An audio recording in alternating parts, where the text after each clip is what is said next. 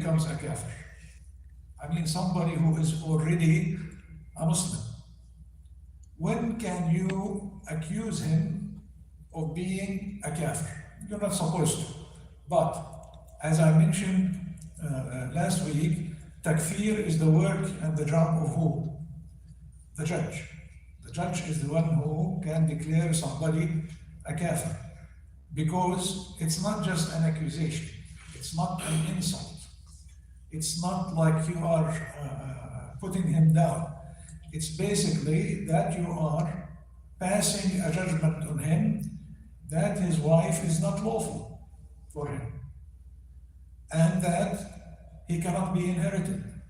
Because a Muslim should not inherit a kafir should not inherit a Muslim, and that he should not be buried in Muslim cemetery or Muslim cemeteries. That is the meaning of accusing somebody of being a kafir. Not just, passing a word and then you go as if you didn't say anything. It's a big responsibility. That's why I told you it is the job of the judge. The judge is the one who can ask him questions. He can see, what he has done exactly, and he can make sure that this person did not make a mistake and then he repented, for example, or that he was forced to say what he said, or he did not mean it, because there are things that are called mawani. Mawani. A person is declared a kafir when he does, says, doubts, or believes in something opposite of Islam. So there are 4 cases where a person can become a murtad. Murtad is a reverter, somebody who leaves Islam and goes back to kufr. He can say something that makes him a non-Muslim. Allah subhanahu wa ta'ala says in the Quran, وَقَدْ قَالُوا كَلِمَةَ الْكُفْرِ. How would you consider them believers when they have said the word of kufr? So there are certain things that if you say, you become a kafir, a non-Muslim. Things like what? Things that classify you against a group or a religion other than Islam. For example, the Prophet ﷺ says, من قال عن نفسه أنه يهودي أو نصراني فهو كما قال. If someone in other religions, like somebody says God is a partnership of 3 deities. This is a statement, but this is kalimatu al-kufr. Or somebody says there is no God. I don't believe that there is a God, or a creator. These are words that can make somebody a kafir. Notice, I said that can make. I did not say that they make automatically, because we'll come later on to when a word can make its sayer a kafir. Okay? That's number 1. Number 2, amal, actions. If somebody goes and prays with the Christians, or goes and does the worshipping of Buddha, for example, that's an action. If he makes a sujood for a statue, that's an action. But that's an action of kufr. If a Muslim does it, again, this might make him a kafir. Okay, because these acts are acts of the kuffar. In the first case is the acts of the Christians, and those are non-Muslims. In the second, these are the acts of Buddhists, and Buddhists are non-Muslims. So an action can make make somebody a kafir. Certain acts that they do. Number 3, doubt. Doubt. If somebody in his mind, or says it, declares it, that he doesn't necessarily believe that there is a Jannah and Nar, or that there is a hereafter. He says, well, I heard maybe there is, maybe there isn't. That's called shak. Shak means doubt. Okay? because the aqidah is supposed to be certain. It's not supposed to be something that might be or not. Okay? And this brings me to the subject of certainty that I talked about before, if you remember, when I said certainty can be reached if the evidence for whatever you say is overwhelming in such a way that it cannot be doubted. If there is evidence that is overwhelming, it should produce certainty, like direct evidence. If you see with your own eyes 2 cars in an accident, then is that a doubtful evidence or a certain evidence? Certain, because you saw it with your own eyes. Okay? The belief in Aqidah is supposed to be the same. It's supposed to be dependent either on the mind, because somebody who doesn't believe in God to start with, you have to prove the existence of God, the existence of Allah subhanahu wa ta'ala to him. He doesn't believe in the Quran yet, he doesn't believe in the Sunnah yet. So the first thing is to do what? To convince him that there is a creator for this universe.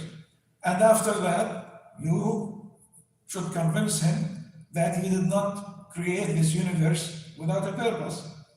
And in order to know the purpose and what we should do, he sends prophets, and so on. All of that is a logical argument. It is a rational argument. It's not an ayah, it's not a hadith, because he doesn't believe in these things yet. After you prove for him the existence of Allah subhanahu wa ta'ala and that Muhammad alayhi salatu wasalam is his apostle, then you can talk to him about wahi, what came from Allah subhanahu wa ta'ala through the Prophet Muhammad, and after that you start, when he believes in these things, to prove any argument or anything that you say that it is part of Al-Islam. How? Not the Quran and the Sunnah, the wahi, the revelation that came to Allah subhanahu wa ta'ala. So, all the ahkam of Islam, all the articles, the details of the aqidah of Islam go back to what? The rational or logical evidence that there is God and God chooses people to send them revelation. So Islam is based on ration. It's based on thinking. Okay, that's why the Quran is full with the ayahs that talk about thinking, about the rain, how it falls, and it, gives life to earth after it was dead. Evidence that Allah exists, rational. Evidence that in the Quran, that Allah subhanahu wa ta'ala exists, rational evidence that is mentioned in ayahs, that the Quran is the work of Allah subhanahu wa ta'ala. Like when he says, وَلَوْ كَانَ مِنْ عِنْدِ غَيْرِ اللَّهِ لَوَجَدُوا فِيهِ اخْتِلَافًا كَبِيرًا كَثِيرًا. That if this Quran was from anybody other than Allah subhanahu wa ta'ala, there would be contradictions. But this is, Allah here is addressing what? The mind. Think. This book was revealed over 23 years in different occasions, different places, different circumstances, and it all seems to be one, unit in it. And the Prophet ﷺ will tell the Sahaba when an ayah is revealed, put it in that position, or put it in this position. And you read the Quran from Surat Al-Fatiha to Surat Al-Nas, and it's all integrated. It feels like it is one piece. That is a logical evidence that the Quran is from Allah subhanahu wa ta'ala. And other evidence, because the Quraysh claimed that there is a man who teaches, and he's a Roman, that he teaches the Prophet ﷺ what to say, the Quran. And Allah answered him that the one you are talking about is not Arab. He's a Roman. He's an Ajami. His language is not Arabic to start with. And this is بِلِسَانٍ عَرَبِيٍّ مُبِينٍ. It is a clear Arabic language. So all of these pieces of evidence are logical to make a person believe that Allah subhanahu wa ta'ala does exist and that Muhammad alayhi salatu wasalam is the messenger of Allah subhanahu wa ta'ala. After that, the details all of them should go back to the Quran and the Sunnah. In other words, to the wahi that came from Allah subhanahu wa ta'ala. So when somebody doubts one of these certain elements, arkan, of Iman, like he says, I don't believe, not says, but he believes that there are no prophets. Immediately he is not a Muslim, provided that there are no conditions or justifications for what he said. And finally is faith, belief itself. If you believe or somebody believes in a religion other than Islam, then he becomes a kafir. He was a Muslim and then he became a Hindu. That is kufr. He left Islam and he entered into kufr. So these are the four ways that somebody can become a non-Muslim. Statements, what he says; actions, what he does; doubts that he has about certain things, and certain things in the Islamic Aqidah. Certain here means that has no doubts, ultimate. And finally, belief. If he believes in a belief other than Islam, then he becomes a non-Muslim. Yes. Wali, I don't want to take your time too much. You say by action, right? Suppose a Muslim become an atheist. That's faith. So that's a kufr. Yeah, that's kufr. Second thing, a Muslim go and celebrate other religion occasions. If it is a matter of religion, he celebrates it with those who are of that religion, Yes. then that is an act of kufr. But if it is a celebration that became a social over time celebration, like New Year, for example. Originally, the New Year was celebrated by the Westerners, the Christians, the non-Muslims. But you notice that here, in here, you notice on Christmas, the Muslim, they decorate their house with the lightning, and they also do, greetings, right? Like Merry Christmas. Somebody does that in his home by himself, Yes. and he does certain rituals of Christianity Yeah, there's some Muslims, they light their house. to decorate the house. Yes. That's it. Yeah, that's an act. It's not done nowadays, to be honest with you, to symbolize a certain religion, Christmas or anything. It's done usually for kids to have something, some colors and balloons and things to celebrate again. Can you do that as a Muslim? No. There's a difference between doing something that is haram and doing something that makes a person a kafir. A huge difference. Exchanging the greetings like Merry Christmas. The Muslim, they also say Merry Christmas too, in return. To go and marry according to Christian, No. Merry Christmas. Greetings. Merry Christmas. that's haram too. Whether you can say it to non-Muslims or not, there is a difference among scholars. The vast majority of them say no. You should not congratulate them on an occasion. There is a kufr occasion, because they believe that the Son of God was born. They do not believe that a human being was born. No, they believe that God was born, because Jesus to them is God. Okay, so you do not congratulate them on kufr. There is a minor majority that says you can, because you are wishing him something from this dunya, like have a good health, or take care, or something like that, more than an acceptance of his act as being an Islamic act. Okay? One other thing about it, can you go and donate anything that has to do with their worship? No. You are not allowed to donate to a church, for example, to build a church. That is not allowed. Now, whether it is kufr or not, again, it's one of these things that is in the middle, something that you can argue both ways. It has to do with his intention, the person's intention and what he does. And this brings me to, when does an action of kufr makes a person a kafir? And when does a word of kufr makes the one who said it a kafir? Okay? When somebody says something Yeah, akhi, I don't know. These people think that they're going to be resurrected after death. Like, I'm not sure. Maybe. If somebody says something like that, in order to judge him as a kafir, okay, this is a statement that apparently is kufr, because he's doubting something.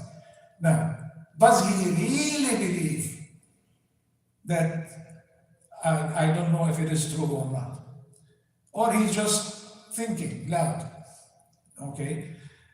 When somebody curses a Muslim's religion, that is a statement of kufr. And by the way, nowadays this is very common.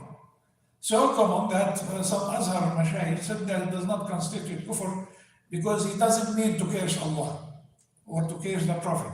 He's cursing the person in front of him, but he is using the name of Allah subhanahu wa ta'ala. Because when these people curse, they say, your God, okay, or your Prophet, okay. But apparently, at least outwardly, it is a statement of kufr. Or the one who curses the Prophet ﷺ is a non-Muslim. Definitely, he becomes a non-Muslim. But if you go to the guy and you ask him, when you said what you said, what do you mean? He'll tell you how this guy got me mad, very angry. So I wanted to get even with him. You know, you tell him, do you believe in Allah? And he says, yes, of course I do. I'm a Muslim. Okay. Here he said something that it is a statement of kufr, but he will tell you, هذا اللي بيسموه انتفاء الموانع. They call this that there is no justification for what he did. You have to keep asking him, because الردة حد الردة. الردة is حد. Okay. And the Prophet ﷺ says, إِدْرَأُ الْحُدُودَ بِالشُّبُهَاتِ. You know the meaning of had, right? The penalty that Allah subhanahu wa ta'ala has specified regarding certain actions. Like if somebody drinks alcohol, 80 lashes, somebody commits adultery, 100 lashes, or stoning if he has been married, and so on. These are penalties that decided by Allah subhanahu wa ta'ala. What is the penalty regarding the Muslim who leaves Islam? He should be killed. After a long process, of course, explaining to him and trying to convince him and all of that. But if he can, says, I don't have an answer, but I don't want to go back to Islam, then he should be killed. Okay? And the Prophet says, إِدْرَأُ الْحُدُودَ بِالشُّبُهَاتِ. Try to avoid applying the penalty through what? Through doubts. If somebody steals something, do you go ahead and chop his hand immediately and you told him you stole more than 50 dinars or 10 dinars, whatever the nisab is? No. You're supposed to look for an outlet for him to avoid the had. That is what Imam Ali, somebody came to him and he told him that I stole, cut my hand please. And he had a stick next to him. So he hit him. What does he mean? Go away, And he again said, so this time he hit him hard. And the guy left him. He said, what's this guy? I came to him to apply Islam on me, and he doesn't want to. He was trying to tell me to get away from him. That is the right thing to do. Because this person apparently has a good nature. Since he came by himself, nobody brought him, nobody witnessed against him. He himself came and he said, I want to be punished. That means that he is of a good nature and he feels sorry for what he has done. By the way, when you drop the had, you don't apply the had on somebody who does a crime. It doesn't mean that he goes home and that's it. There might be another penalty, lesser than the had. Still, there's public rights, if he has violated them, or personal rights of other people that he has violated, and that should have a penalty. So when you drop the had, it doesn't mean that this person becomes free, and there is no penalty for what he has done. But the Prophet says, look for any outlet to push the application of the had away, because those are severe punishments. The hudud are severe penalties. So if somebody, the one that he cursed Allah, or he cursed the Islamic religion, or the Prophet ﷺ, If you talk to him and he tells you, Wallahi, I don't mean it. I was just angry, and I wanted to get even with this guy. So I said what I said. This way, you don't apply the hand of ridda. You tell him you're a Muslim, you did it, but you made a mistake and you should be punished for what you have done, but you're not going to lose your life. Because here there is reasonable doubt that he did not mean it. Okay? So, some scholars said that there is no such a thing and that you should apply had on him, but the correct opinion and the right opinion is that you should look for a reason to avoid applying the had on people, according to hadith with the Prophet ﷺ. So not everything that somebody says, even though it is a word of kufr, you don't tell him that you are a kafir, you tell him you said the word of kufr, because you don't know what's in his heart, whether he meant it or not. Or somebody who's ignorant, he just became a Muslim and he still doesn't know Islam very well and does that. Or somebody who was forced to say something, like Ammar ibn Yasir. You know, Ammar, he was tortured and under severe pain from torture. Abu Jahl was hitting him and was telling him to say the word of kufr. So he said, he used to put a huge rock on his chest and hit him under the sun. You know, it was a severe punishment that he was giving him. So he felt very bad. And he went to the Prophet ﷺ and apologized and told him, I said the word of kufr because I was under severe pain. What did the Prophet ﷺ tell him? In adu fa'ad. If they do that again to you and ask you to say kufr, say it. And the ayah was revealed, إِلَّا مَنْ أُكْرِهَ وَقَلْبُهُ مُطْمَئِنٌ بِالْإِيمَانِ وَلَكِنْ مَنْ شَرَحَ بِالْكُفْرِ صَدْرًا. That Allah excuses the one who is forced to say the word of kufr, but he blames those who sharaha sadran, said it out of freedom, while he's sitting on his chair in his air conditioning place, nobody pressuring him. That person becomes a kafir when he said it. But under pressure, you know, it does not count. So, acts, somebody making sujood to the statue of Buddha. We call that an act of kufr. Somebody making sujood to a grave. That is an act of kufr. But you should inquire from the person whether he knows it's an act of kufr or not. And if he tells you, I do know that is an act of kufr, you tell him, then why you did it? He tells you, no, I thought this is not ibadah. I was just showing respect to the person. That's all. Allah subhanahu wa ta'ala said to the angels, bow down make sujood for Adam. You know, and it's impossible that Allah told them to worship. So he comes up with, you know, some justification like that. Then you explain to him that what you did is an act of kufr, but because of your intention, and you're not going to be considered a kafir.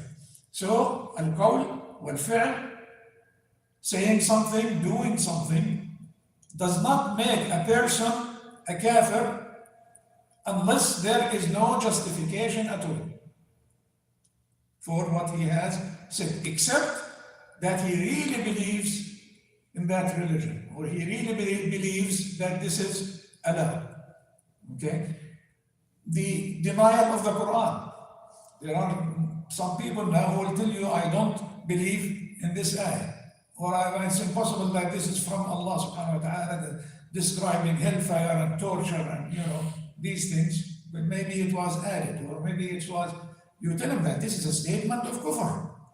You're supposed to know that denying even one ayah from the Quran, you know, is kufr, because you're rejecting the honesty of the Prophet ﷺ and the generations that came after him, and you are denying the word of Allah that He will protect and preserve this book. Okay? So here you need to look at the intention. Doubts, there is no need to, and that's between a person and Allah subhanahu wa ta'ala. If he, in his heart, doubts Islam. There is a hadith by the Prophet ﷺ that when a person is laid in his grave, the two angels will come to him and ask him, who is your Lord, who is your prophet, what is your book, and so on. The Prophet ﷺ says if he was a believer, he will answer very easily. If he was not, he will say, I don't know the answer. If he was a hypocrite, for example, what would he say? I heard people say that, so I said what they say. I don't believe in it, but people around me, all of them say that, so I said, like they do that, I believe that. But deep inside, he doesn't. سمعت الناس يقولون قولا فقلت مثله. I hear people say something, and I say what it is. That is doubt. The belief in another religion automatically makes a person, you don't investigate in this case. Somebody becomes a Christian, for example, and he starts going to church and doing what the Christian people do and repeating the statement of faith that they do. That's it. This person, you don't need to inquire from him. Well, the only thing that you might inquire about is whether he is forced, to do that or not. Nowadays, matters are becoming more complicated because this civilization and culture of universalism, the internet and the quick communication, and it's making the world a small world. One time I had an appointment with a lawyer, he's a Jew. And the guy who was between me and him, he, told me about him. We had to meet at the masjid, the old place, and it was Asr time. So I finished my wudu and I was going into the masjid when this guy, who's a Muslim, and the Jewish lawyer approached. And after introducing us to each other, my friend told me, what are you doing? I told him, I want to do Asr now. He said, wait for me, I'll also go and make wudu to join you. So the Jewish lawyer said, me too. I want to make the prayers as well. I told him, you don't have to do that. This is something that we Muslims do. You're a Jew, you're a different religion. He said, still, I want to do it. This is because of what? It's because of universalism, humanism that is dominating. This is the culture, like the religion of Hindus. A Hindu tell him you're a Muslim, he says, yeah, I am a Muslim. Do you fast Ramadan? If he's among Muslims, he will tell you, yeah, I can fast it. There's no problem with it. Those, by the way, are the hardest people to convince of Islam. Because his mind already can accept outwardly at least any religion. He doesn't have a problem praying with the Christians, praying with the Muslims, believing what the people in the jungles believe. Anything, to him is good, as long as you're happy and you're making people around you happy. So there's nothing wrong with it. Those, for example, somebody, you see him doing what the Christians do, and you ask him, you did something kufr. He will say, no, it doesn't mean that I believe in it. It's just a compliment, just to make these people happy, and to show them that I am like them, I didn't do it. The act itself is an act of kufr, definitely. But because of the justification and because this culture is becoming acceptable to many Muslims nowadays, somebody was telling me about a Muslim who wrote in his wasiyah that he wants to be cremated. He's one of these people who are crazy about nature and environment and things like that. I told him, tell him that this is haram. And if he dies, Muslims are not supposed to honor his will. Because in Islam, when somebody dies, you're supposed to make ghusl for him and drive him in the coffin, and you're supposed to bury him. You cannot, burn him. I told him that he's insisting because he doesn't want to pollute the environment. That people have a lot of germs in them, and if you bury them under the ground, the earth is going to absorb them and they become part of earth. If you plant a tree there or something, you might be eating the viruses of another human being. So he's trying to keep nature, clean or something, something like that. You have all kinds of ideas nowadays and all kinds of people that you have to be careful, especially when people are ignorant. The people who are like this, by the way, are usually superficial. They know a lot of acting and presenting themselves in context where they do not belong. Yes. Sheikh, there are some doubts usually comes up sometimes in between, whether when praying or doing something, some acts of worship with Allah subhanahu wa ta'ala. Like say we are praying tahajjud salah. Sometimes some kind of evil thinking comes up in your mind. Is that doubt is work of shaitan or from our own soul? I mean, how to prevent it is very difficult. Sometimes it comes up in. Yeah.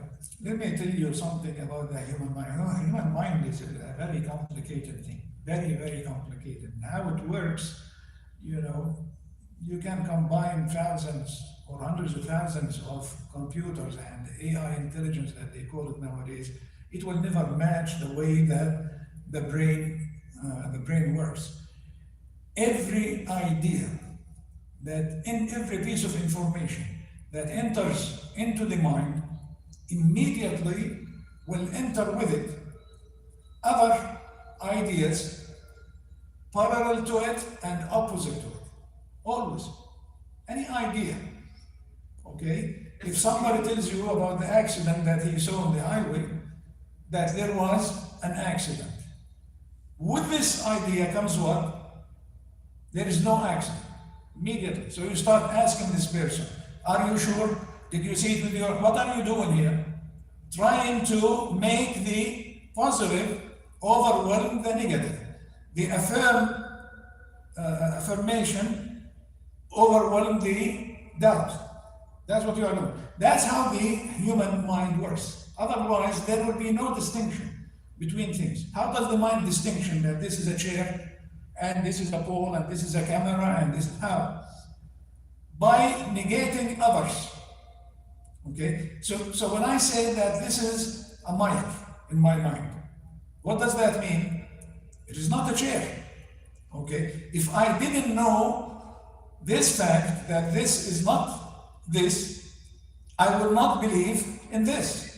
So when somebody adopts a religion, automatically there will be questions about it. That is its opposite. The only difference, both of them are in your mind. One is in your mind and one is in the back of your mind. So in order to know that you are a Muslim, you are aware of the positive part, that there is a creator, there is a prophet, there is, hereafter, there are revelations. But in your mind, there is also the opposite and the negation of all of that. So what makes you different from the non-Muslim? The non-Muslim has the same. He has belief that this is possible, and he also has that this is not true. He is aware all the time of the negation, that Islam is not true. You are aware, your awareness is built on and based on that Islam is right and there is a prophet called Muhammad and there is the even though in the back of your mind there is still all of the negations that this person might have. And that's why you can answer him when he asks you. Okay? Because you already have it in your mind. The only difference is which of these information you confirm in your mind and you make it your main awareness. Okay? So, as a result of that, in the back of your mind, when you pray sometimes, the Prophet ﷺ says that Shaitan will come to you and tells you, Allah created you, Allah created that. Who created Allah? Why? Because in the back of your mind, there is this idea that if everything is created, who created Allah then? He does exist, so he must or should have a creator. Prophet ﷺ said there is a shaitan. What you do is make isti'adha, a'udhu billahi minash shaitanir rajeem, and then turn to your left and pretend that you are spitting. You can do it within salah. Yeah, but then during salah you cannot turn to Just say mine. yeah, say in your mind, أعوذ بالله من الشيطان الرجيم, or آمنت بالله ورسوله. Actually, a man came to the Prophet ﷺ and he told him that every time he wants to read the Quran this comes to him. These doubts come to him. What did the Prophet ﷺ tell him? ذَلِكَ مَحْضُ الْإِيمَانِ. You have the pure Iman. Why? Because again, if you are aware of an idea, you become aware of its opposite as well. That is how our mind distinguishes between things. But when it comes to affirming something, you affirm that there is a creator, that he was not born, he was not begotten, and that he doesn't have any offspring, and he's different. You are aware of these ideas and you act upon these ideas. But in the back of the mind, you still have the negation of that thing, but it's inactive. It's in the back of your mind, it's inactive. Everybody has these things, and everybody has doubts. This is not what I'm talking about when I said that doubt is one of the ways of kufr. Doubt becomes a way of kufr if somebody is uncertain. If he tells you, I sit in the middle, okay, I'm neutral. You might be right, you might be wrong. I'm not turning this way or that way. I'm sitting in the middle. That is kufr. Okay, a believer doesn't say that. A believer say, I believe in Allah subhanahu wa ta'ala, certainly. And I believe in I do not believe 50-50. It's possible this way, it's possible, it's that way. A lot of these questions usually come from people who revert to Islam from other religions, and you don't blame them. This is something new to them, and they have a lot of baggage that comes with them. And this baggage needs to open these suitcases and see what's inside and deal with it. Okay, that's normal. But like I said, adopting another religion, makes a person kafir without any justification, unless he is forced, to enter into that religion. إلا من أكره وقلبه مطمئن بالإيمان ولكن من شرح بالكفر صدره, as Allah subhanahu wa ta'ala says, He will forgive the one who was forced, to say the word of kufr or to come into another religion. A lot of people, it happened over history, like the Muslims in Spain. Muslims in Spain were forced to become Christian. And the Pope told the people, the Christians in Spain, to test them every week. Anybody who takes a shower on Friday, and he's not a Christian, he's just pretending. In the beginning, the Muslims who became Christians, when they used to do the confession, when the priest gives a person bread and wine and tell him this is the body of Christ and this is the blood of Christ, Muslims were forced to do it. They would go to the church and they would stand before the priest and he would give them a sip of wine and a piece of bread. But what they used to do, they used to turn around and walk back to their seats. Again, this is a sign that this guy is not adopt Christianity. Why? Because he doesn't have respect for the priest and what the priest is doing. He was told to do to eat the bread and to take a sip of wine, and he did it because he's forced to. But then he turns his back as if he is saying, I don't care about you or what you're saying or what you are doing. So their offspring, of course, they were by their parents. There are some, of course, who never accepted that. They went to the mountains, and there are some who told their children that we are Muslim. And I read in a book that talks about the Inquisition in the Philippines. People think that the Inquisitions happened in Spain only. There were more than 10 or 15 Inquisition courts in what they call the colonies, including the Philippines, including South America, Mexico. Anybody who shows any sign that he is not a pure Catholic, not only Christian, if you are Orthodox, you will be killed as well. If you are Protestant, you'll be killed as well. If you are a Jew, you'll be killed. One guy I read about him, he was in a bar, in Spain, in the Philippines. And apparently, he did not do good in one of the battles. So he was drunk, and the other Spaniard soldiers were drunk in the bar. One of them started mocking him and putting him down. You did not fight bravely, you did not. So he told him, why would I defend the religion that is different from my ancestors, or something like that? He was taken and he was hanged immediately, because he said that he is from a Muslim origin, and maybe there is doubt that he is. When they used to bring the Spaniards, people to the Western America, Brazil and Argentina and these countries, they used to do an inquisition for them in Spain itself first. He will not leave until he gets a document from the church that he is a pure Christian. There's no doubt of that. Then when he goes into Argentina, for example, also before they let him out, they would question him again in the court that is in Argentina. And after all of that, still he will be watched by other people, common people in the streets, and that if he says or does anything, they will report him to the authorities. So a lot of these people have to pretend that they are Muslims. Most of them were Muslims by name, by the way. He will tell you my ancestry was Muslim, but he will never say that I am a Muslim for fear, of punishment. And punishment was death. It wasn't jail. If you saw the machines, you can see it on the YouTube that they used to torture people with, many Muslims. You have cages like coffins, that there are so many knives sticking from them. They put somebody and then they will, close it with them. They used horrible things in the Inquisition. Yeah. Most of the Muslims, by the way, left.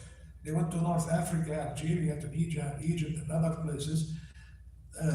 Many were killed, but there was also a minority that converted, to Christianity, and those are again different. Finally, by the way, they were expelled.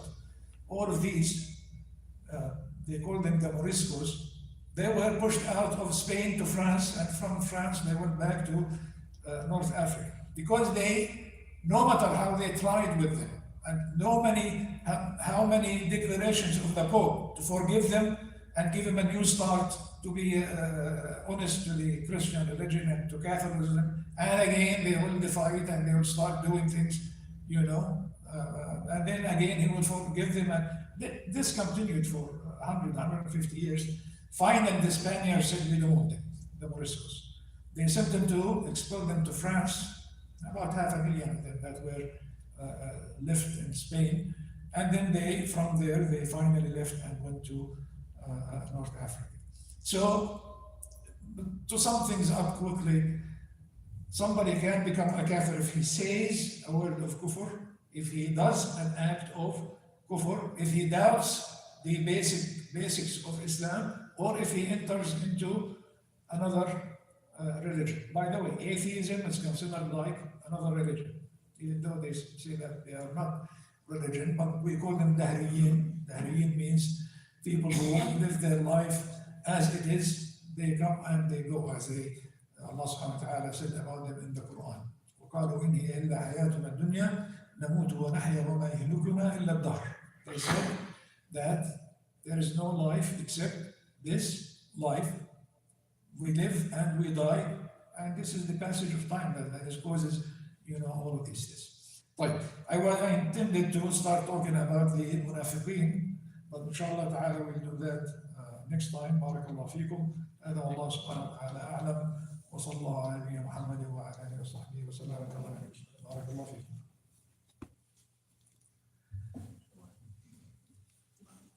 Somebody needs to make that done. I think it's already time.